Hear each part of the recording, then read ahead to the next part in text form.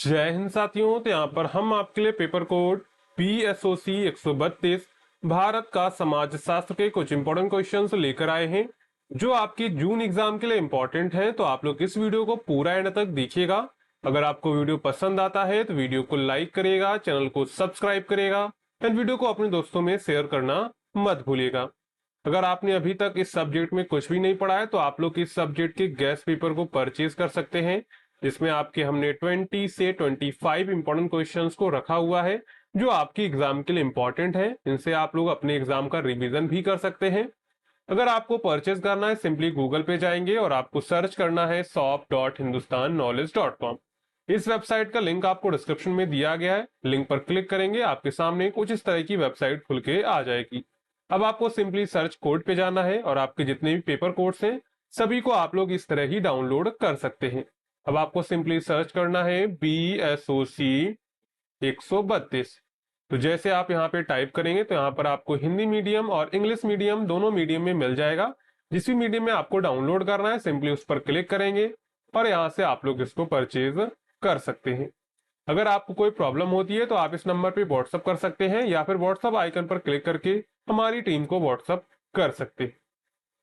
तो चलते हैं वापस अपने प्रश्नों पर। तो यहाँ पर हमारा सबसे पहला प्रश्न है, जाति व्यवस्था की विशेषताओं की व्याख्या कीजिए। यानी भारत में जो भी जाति व्यवस्था है उसकी क्या क्या विशेषताएं हैं उसके बारे में चर्चा करेंगे। जाति व्यवस्था भारतीय समाज की एक महत्वपूर्ण सामाजिक व्यवस्था रही है। यह समाज को विभिन्न जातियों और उपजातियों में भी विभाजित करती है। प्राचीन काल में जाति व्यवस्था का आधार मुख्य रूप से जन्म और परंपरागत व्यवस्थाएं था। समाज शास्त्रियों के अनुसार जाति व्यवस्था एक ऐसी सामाजिक संरचना है जिसमें व्यक्ति की सामाजिक स्थिति जन्म से निर्धारित हो जाती है। भारतीय समाज में इसका गहरा प्रभाव रहा है। यानी अगर आप शूद्र समाज में आपका जन्म हुआ है तो आप शूद्र कहलाएंगे। अगर आपका क्षत्रिय परिवार में जन्म हुआ है तो आप क्षत्रिय कहलाएंगे। अगर आपका ब्राह्मण परिवार में जन्म हुआ है तो आप ब्राह्मण कहलाएंगे। जैसा कि प्राचीन काल में होता था उसी तरह वर्तमान काल में भी होता है। तो सबसे पहले यहाँ पर हम लोग देखेंगे जाति व्यवस्था की प्रमुख विशेषताएं कौन कौन सी है। तो यहाँ पर है सबसे पहली है जन्म आधारित सदस्यता। यानी अगर आप जो है शूद्र परिवार में जन्म लेते हैं तो आप शूद्र कहलाएंगे। अगर आप ब्राह्मण में लेते हैं तो आप ब्राह्मण कहलाएंगे। अगर आप क्षत्रिय में लेते हैं तो आप क्षत्रिय कहलाएंगे। यानी जन्म पर आधारित व्यवस्था यहाँ पर होती है। जाति व्यवस्था की सबसे महत्वपूर्ण विशेषता यह है कि व्यक्ति जिस जाति में जन्म लेता है उसी जाति का सदस्य माना जाता है। वह अपनी इच्छा से जाति नहीं बदल सकता है। उदाहरण के लिए यदि कोई व्यक्ति किसी विशेष जाति में जन्म लेता है तो उसकी सामाजिक पहचान उसी जाति से जुड़ी रहती है। इसके बाद दूसरा पॉइंट है सामाजिक स्तरीकरण। जाति व्यवस्था में समाज को ऊंची और नीची जातियों में विभाजित किया गया है। प्रत्येक जाति का समाज में एक निश्चित स्थान होता है। परंपरागत रूप से ब्राह्मणों को सबसे ऊंचा स्थान दिया गया है, जबकि अन्य जातियों के उनको कार्यों के आधार पर अलग अलग स्तर प्रदान किए गए हैं। यानी ब्राह्मण को सबसे ऊंचा स्थान दिया गया है। इसके बाद जितनी जातियां आती उनको काम के अनुसार बांटा गया है। इसके बाद है अंतर्विवाह। जाति व्यवस्था की एक प्रमुख विशेषता यह है कि विवाह सामान्यतः अपनी ही जाति के भीतर किया जाता है। तो यहाँ पर जाति व्यवस्था में क्या देखने को मिलता है, विवाह जो होता है, मैरिज जो होती है वो अपने ही कास्ट में होती है। इससे अंतर्विवाह कहा जाता है। अपनी जाति से बाहर विवाह करने को कोई समुदाय में स्वीकार नहीं किया जाता था। इसके बाद है परंपरागत व्यवसाय। प्रत्येक जाति का एक निश्चित परंपरागत व्यवसाय होता था। जैसे ब्राह्मणों का कार्य शिक्षा और पूजा पाठ करना, क्षत्रियों का कार्य शासन और सुरक्षा, वैश्य का व्यापार तथा शूद्र का सेवा कार्य माना जाता था। यानी प्राचीन काल में क्या होता था, सभी का एक निश्चित और परंपरागत व्यवसाय होता था। जैसे ब्राह्मणों का काम होता था शिक्षा और पूजा पाठ करना, क्षत्रियों का काम था शासन करना और सुरक्षा करना, वैश्य का काम था व्यापार करना और शूद्रों का काम था सेवा करना। इसके बाद है सामाजिक और धार्मिक प्रतिबंध। जाति व्यवस्था में विभिन्न जातियों के लिए खान पान, सामाजिक संपर्क और धार्मिक गतिविधियों से संबंधित कई नियम बनाए गए थे। कुछ जातियों को विशेष धार्मिक अधिकार प्राप्त थे, जबकि कुछ पर प्रतिबंध लगाए जाते थे। इसके बाद शुद्धता और अशुद्धता की धारणा। जाति व्यवस्था में शुद्ध और अशुद्ध का विचार महत्वपूर्ण था। ऊंची जातियों को अधिक शुद्ध माना जाता था, जबकि कुछ जातियों को अशुद्ध समझा जाता था। इसी आधार पर सामाजिक दूरी बनाई रखी जाती थी। यानी प्राचीन काल में क्या होता था, जो ऊंची जाति के लोग थे उन्हें शुद्ध माना जाता था, जो नीची जाति के लोग थे उन्हें अशुद्ध माना जाता था। वर्तमान में क्या है, वर्तमान में शहरों में तो ये व्यवस्था खत्म हो चुकी है, लेकिन अगर अभी हम लोग ग्रामीण इलाकों में जाएं तो ये व्यवस्था आपको देखने को मिल जाती है। इसके बाद है जाति पंचायत। प्रत्येक जाति की अपनी पंचायत या संगठन होता था, जो जाति के नियमों का पालन करवाता था। यानी एक क्या होता था, एक जाति पंचायत होता, उस जाति में अगर कोई प्रॉब्लम होती थी, कोई दिक्कत होती थी, वो जाति पंचायत के पास जाते थे, जो जाति के नियमों का पालन करवाता था। यानी वो कहते थे कि आपको ये काम करना ही होगा। यदि कोई व्यक्ति जातीय नियमों का उल्लंघन करता था तो उसे दंड दिया जाता था या फिर सामाजिक बहिष्कार का सामना करना पड़ता था। यानी किसी व्यक्ति ने उसका विरोध किया तो क्या होता था, उसे दंड दिया जाता था या फिर उसे समाज से बहिष्कृत कर दिया जाता था। इसके बाद है सामाजिक नियंत्रण। जाति व्यवस्था सामाजिक नियंत्रण का एक प्रभावी माध्यम थी। यह लोगों के व्यवहार, विवाह, व्यवसाय और सामाजिक संबंधों को नियंत्रित करती थी। व्यक्ति को जातीय नियमों का पालन करना आवश्यक माना जाता था। इसके बाद हम लोग यहाँ पे निष्कर्ष लिख देंगे। अंततः कहा जा सकता है कि जाति व्यवस्था भारतीय समाज की एक महत्वपूर्ण लेकिन जटिल सामाजिक संस्था रही है। जाति व्यवस्था एक तरह की संस्था होती है। इसकी प्रमुख विशेषताएं होती हैं, जन्म आधारित यहाँ पर होती है ये, सामाजिक स्तरीकरण, अंतर्विवाह, परंपरागत व्यवसाय, धार्मिक एवं सामाजिक प्रतिबंध भी देखने को मिलते हैं। इसके बाद है शुद्धता और अशुद्धता की धारणा होती है। जाति पंचायत यहाँ पर होती है और सामाजिक नियंत्रण भी देखने को मिलता है। यानी इस जाति समाज को इससे बाहर कोई काम नहीं करना, यानी कि यहाँ पर सामाजिक नियंत्रण भी देखने को मिलता है। आधुनिक भारत में शिक्षा, औद्योगिकरण, नगरीकरण और संवैधानिक प्रावधानों के कारण जाति व्यवस्था का प्रभाव पहले की तुलना में कम हुआ है। फिर भी इसका प्रभाव समाज के कई क्षेत्रों में आज भी देखा जा सकता है।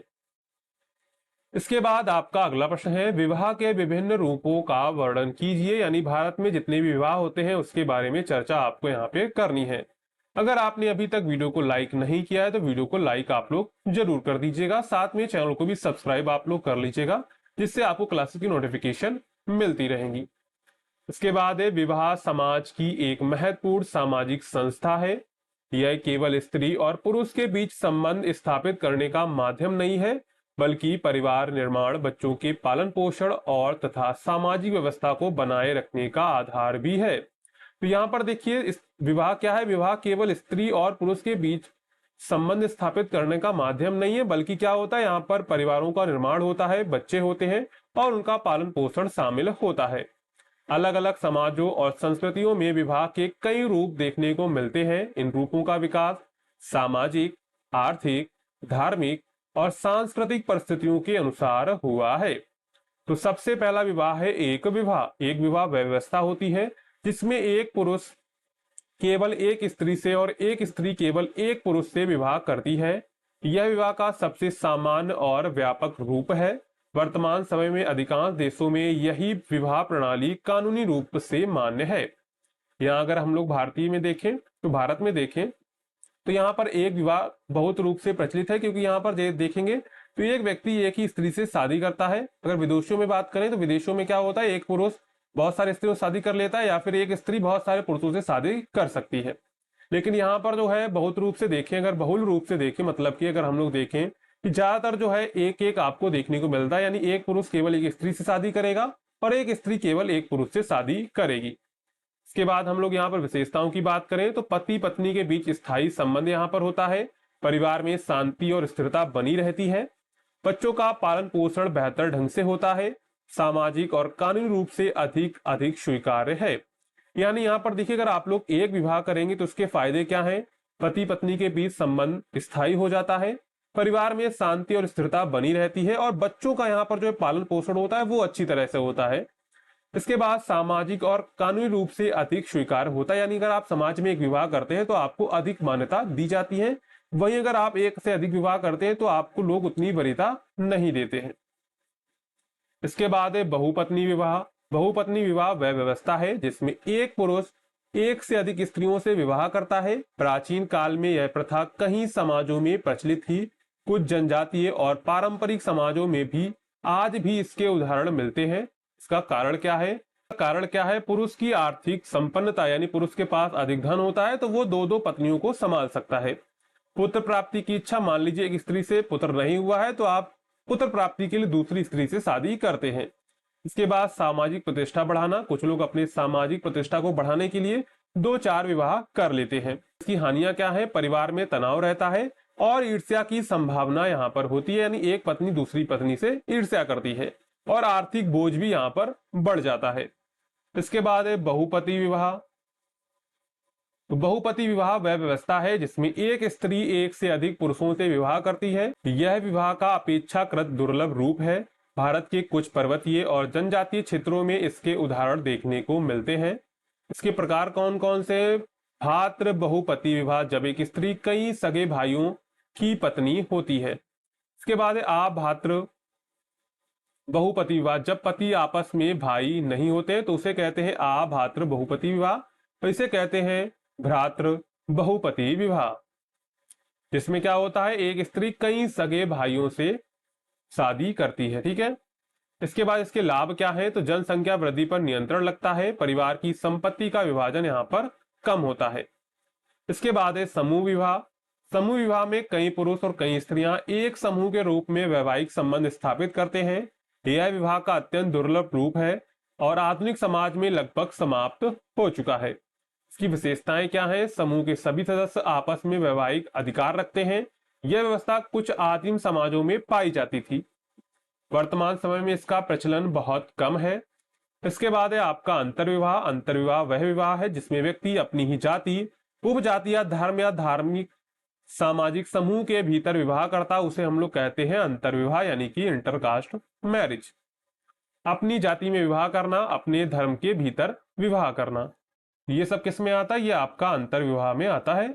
इसके बाद हम लोग इसका महत्व लिखेंगे। तो समूह की परंपराओं और संस्कृति की यहाँ पर रक्षा होती है, सामाजिक एकता यहाँ पर बनी रहती है। ठीक है। इसके बाद है आपका बहिर्विवाह, यानी कि बहिर्विवाह वह विवाह है जिसमें व्यक्ति अपने समूह, गोत्र या कुल के बाहर विवाह करता है, उसे हम लोग कहते हैं बहिर्विवाह। उदाहरण के लिए एक ही गोत्र में विवाह का निषेध होना, निकट रक्त संबंधियों के बीच विवाह ना करना, इसे हम लोग कहते हैं बहिर्विवाह।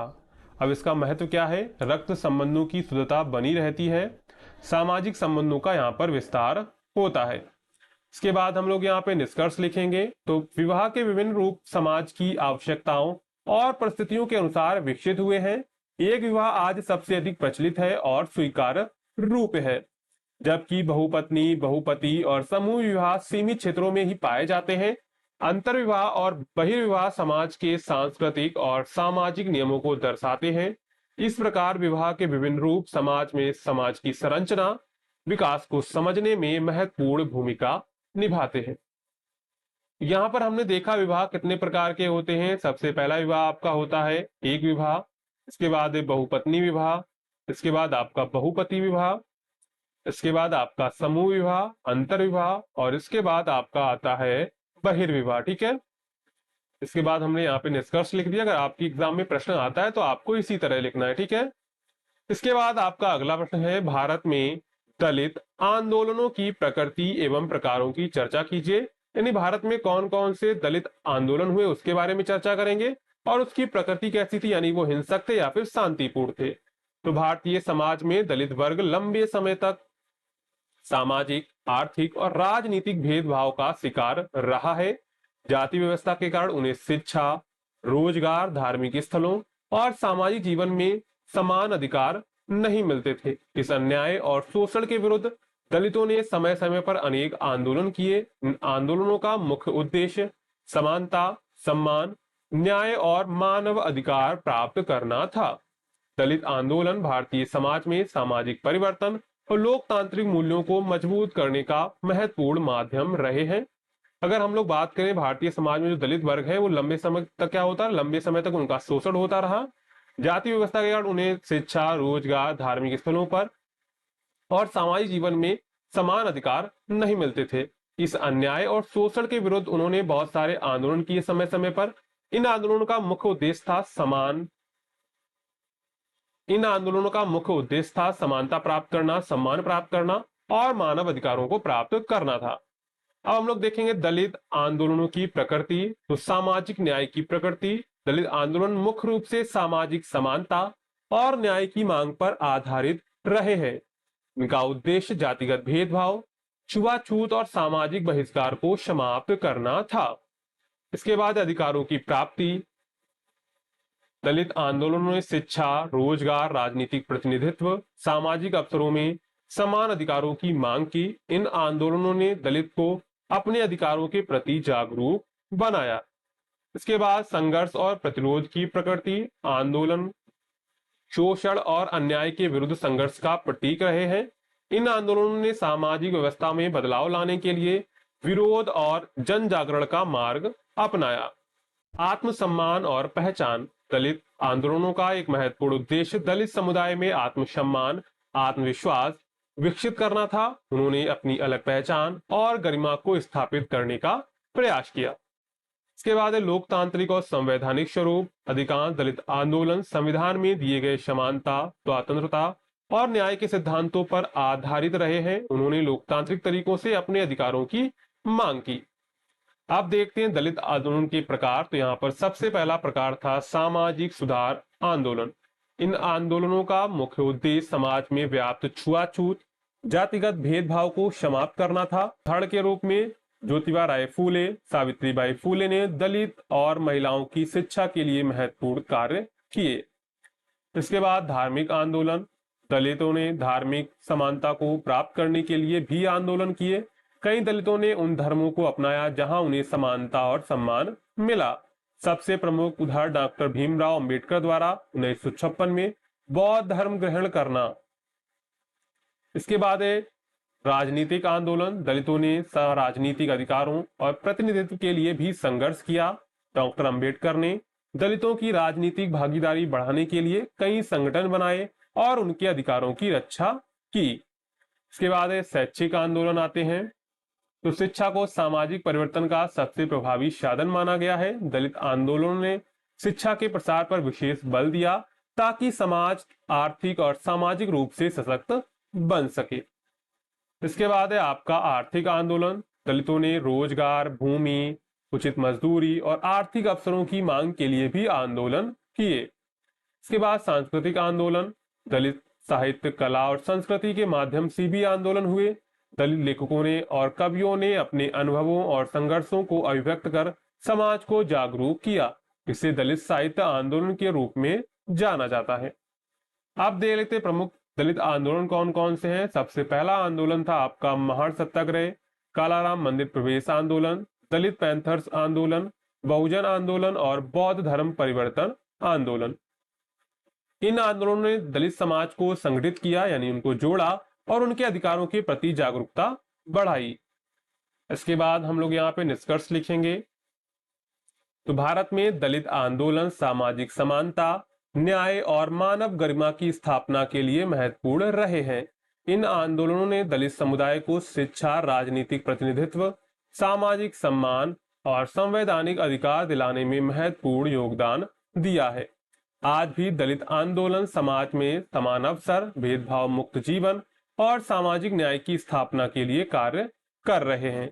इसलिए भारतीय लोकतंत्र और सामाजिक परिवर्तन में दलित आंदोलनों का विशेष महत्व है। इसके बाद हम लोग यहाँ पे अगला प्रश्न देखेंगे। हमारा अगला प्रश्न है उदारीकरण यानी कि लिबरलाइजेशन, निजीकरण यानी कि प्राइवेटाइजेशन, वैश्वीकरण यानी कि ग्लोबलाइजेशन से भारत में क्या बदलाव आया है, व्याख्या कीजिए। यानी उदारीकरण, निजीकरण और वैश्वीकरण से भारत में क्या बदलाव हुए हैं, तो उसके बारे में चर्चा करेंगे। सन 1991 में भारत ने आर्थिक संकट से बाहर निकलने के लिए नई आर्थिक नीति अपनाई, जिसे उदारीकरण, निजीकरण और वैश्वीकरण यानी एलपीजी यानी कि लिबरलाइजेशन, प्राइवेटाइजेशन और ग्लोबलाइजेशन नीति कहा जाता है। इस नीति का उद्देश्य भारतीय अर्थव्यवस्था को अधिक खुला, प्रतिस्पर्धा और आधुनिक बनाना था। इसके बाद भारत की अर्थव्यवस्था, उद्योग और व्यापार, रोजगार, जीवन शैली में कई महत्वपूर्ण बदलाव आए। सबसे पहले देखेंगे उदारीकरण से कौन कौन से बदलाव आए। उदारीकरण का अर्थ है सरकार द्वारा व्यापार और उद्योगों पर लगाए गए अनावश्यक नियंत्रणों को कम करना। तो यहाँ पर उदारीकरण का मतलब क्या है? सरकार द्वारा जो है व्यापार पर जो प्रतिबंध लगाए गए हैं उनको कम करना। इसमें प्रमुख बदलाव क्या किए गए? उद्योगों को लाइसेंस लेने की प्रक्रिया में छूट मिली, व्यापार करना आसान हुआ, विदेशी निवेश को बढ़ावा मिला, कंपनियों के बीच प्रतिस्पर्धा बढ़ी, नए उद्योगों और व्यवसायों की स्थापना हुई। अब इसके प्रभाव क्या हुआ? तो उत्पादों की गुणवत्ता में सुधार हुआ, उपभोक्ताओं को अधिक विकल्प मिलने लगे, आर्थिक विकास की गति यहाँ पर बढ़ गई।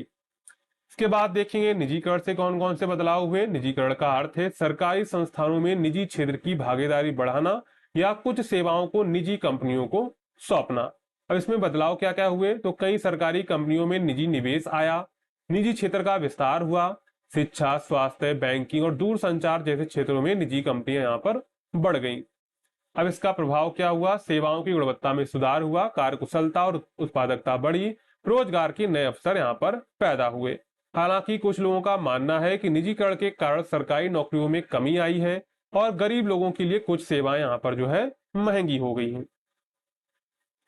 इसके बाद देखते हैं वैश्वीकरण से क्या बदलाव हुआ है। तो वैश्वीकरण का अर्थ है विश्व के देशों के बीच आर्थिक, सामाजिक और सांस्कृतिक संबंधों को बढ़ाना। क्या किसे कहते हैं? बढ़ाने को ही वैश्वीकरण कहते हैं, यानी विभिन्न देशों के बीच आर्थिक, सामाजिक और सांस्कृतिक संबंध बढ़ाने को ही वैश्वीकरण कहते हैं। अब इसके प्रमुख बदलाव क्या हुए? विदेशी कंपनियां भारत में आने लगी, भारतीय कंपनियों का विदेश में व्यापार करने का अवसर यहाँ पर मिला, सूचना और संचार तकनीकी का यहाँ पर विकास हुआ, अंतरराष्ट्रीय बाजार से भी जुड़ाव बढ़ गया था। अब इसका प्रभाव क्या हुआ? तो आईटी, बीपीओ और सेवा क्षेत्रों का तेजी से विकास हुआ, विदेशी वस्तुएं भारतीय बाजार में उपलब्ध होने लगी, लोगों की जीवन शैली और उपभोग की आदतों में बदलाव आया, भारत की वैश्विक पहचान मजबूत हुई। आप देखते हैं भारत में प्रमुख सामाजिक और आर्थिक परिवर्तन कौन कौन से हुए। तो सबसे पहले देखेंगे आर्थिक परिवर्तन। तो भारत की आर्थिक वृद्धि दर में वृद्धि हुई, विदेशी निवेश यहाँ पर बढ़ गया, निर्यात और आयात में वृद्धि हुई, नए उद्योगों और स्टार्टअप के यहाँ पर विकास हुआ। अब सामाजिक परिवर्तन कौन कौन से हुए? तो शहरीकरण में तेजी से बदलाव आया, मध्यम वर्ग का विस्तार हुआ, शिक्षा और तकनीकी कौशल का महत्व बढ़ा, इंटरनेट और डिजिटल तकनीक का यहाँ पर व्यापक प्रसार हुआ।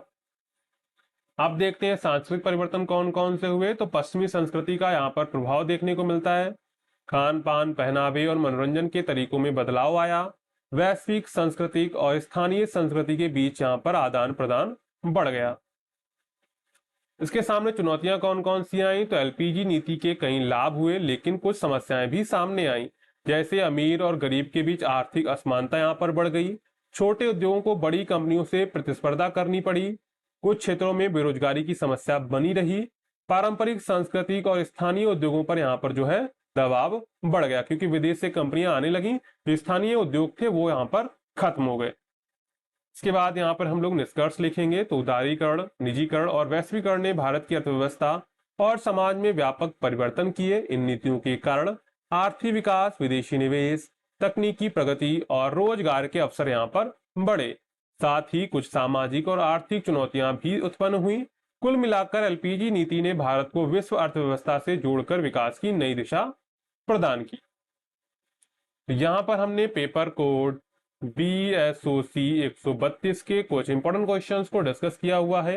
अगर आपको वीडियो पसंद आई हो तो वीडियो को लाइक करिएगा, चैनल को सब्सक्राइब करिएगा एंड वीडियो को अपने दोस्तों में शेयर करना मत भूलिएगा। तो चलिए मिलते हैं नेक्स्ट वीडियो में।